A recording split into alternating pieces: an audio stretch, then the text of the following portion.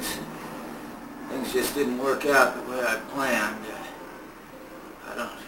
I thought I'd be rich or famous or something. I don't know. Now I'm 82 years old. I'm barely getting by on Social Security. I'm so old, I get tired just making a long-distance phone call. I don't know what happened. I don't know where it all went wrong. Thinking back, well, there are so many turning points that I thought I was off to a great start when I went to high school. That was it, high school. My parents put me in a exclusive school, Flint Hill.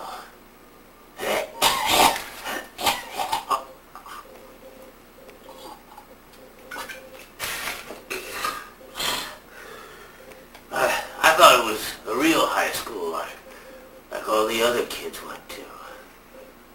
Then I realized how small it was. It was so small, they used motorcycles for school buses. I couldn't believe it. In fact, we had a fire drill. We just looked around the room to see if there was any smoke. That's how small it was.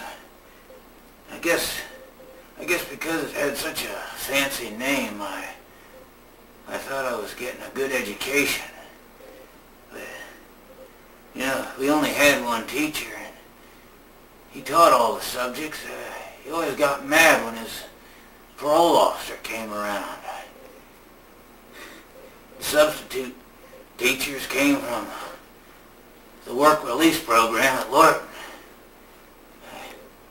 It really was a bad education. In fact, it was so bad, our valedictorian was the only one that got C's. Our commencement address was given by a sophomore from Cardozo. It was bad. But I really didn't care about an education. I was a big jock. I played basketball. But it wasn't until I got out of high school that I realized all the other high schools played with 5 guys on their team.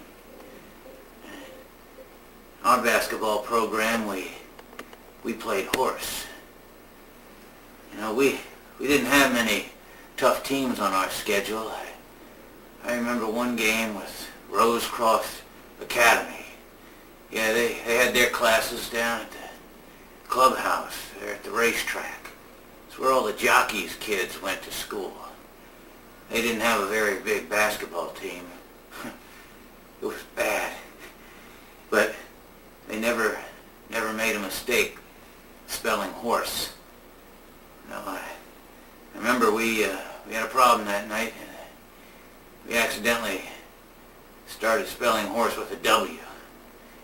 Yeah, but I guess things really got bad when I moved on to college. It was after high school, and I applied to George Mason and Nova. I got rejected there, so I ended up going to Tech.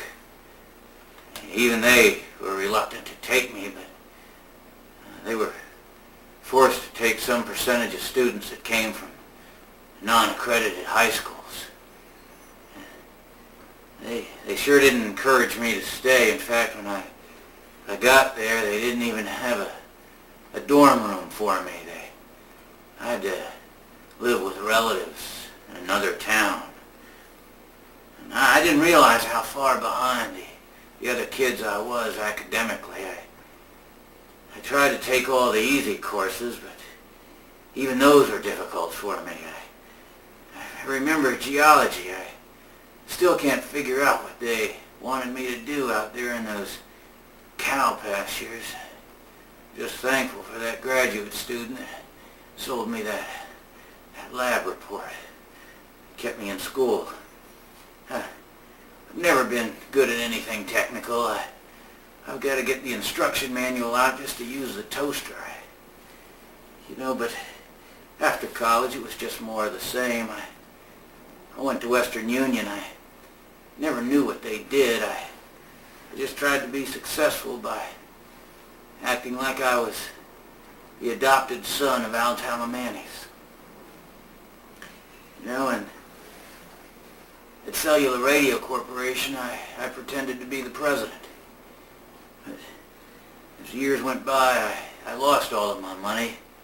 In fact, I'm so poor now, the people in Ethiopia, they send me money. That's right, I don't know. I don't know what the turning point was. I guess when I think back, yeah, things really, really started to get bad when I turned 35. Yeah, I remember that. The year I turned 35. I remember trying to play golf. Yeah.